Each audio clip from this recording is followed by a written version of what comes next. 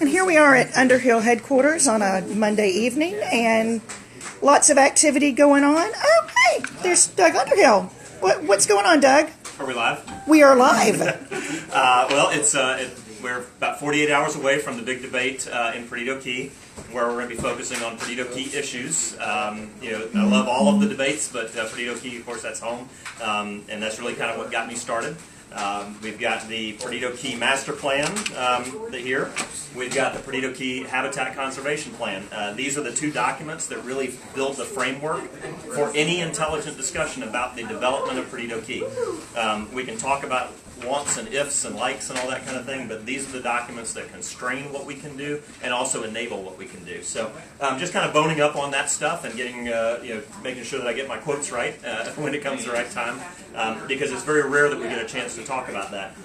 The other thing, though, is the Destination 2020. I think most people have forgotten about this, but really this is the strategic framework for how we use tourism to do everything else that we do in Escambia County, and using tourism as a leveraging tool or as a force multiplier for our economic development. And if we're going to be talking about Perdido Key, obviously we need to be talking about the Destination 2020 and how those tourism development dollars come back to Perdido Key to evolve or to enable the things that we're trying there.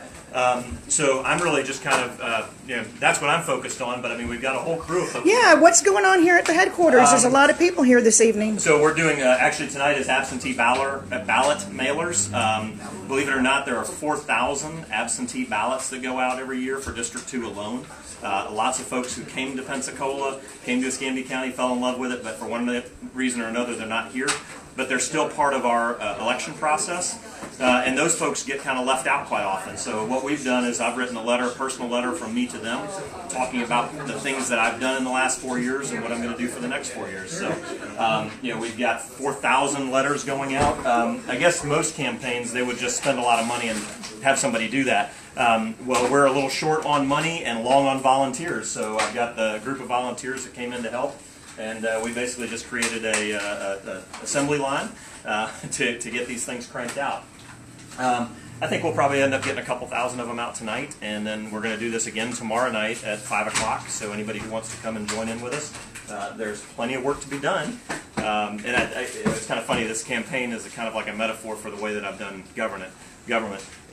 Just because you have the money to spend doesn't mean you should spend it. And if you pull together a big group of people who are kind of equity holders in the process, you actually get a lot more done with a lot fewer resources. So that's really what we're doing here, and it looks like it's going fairly well. I think my volunteers are outpacing our equipment, but that's okay because it makes for a really good conversation and just good socializing. So it's a good excuse to just have fun with friends. Absolutely. Well, good luck on Wednesday night. Thanks a lot.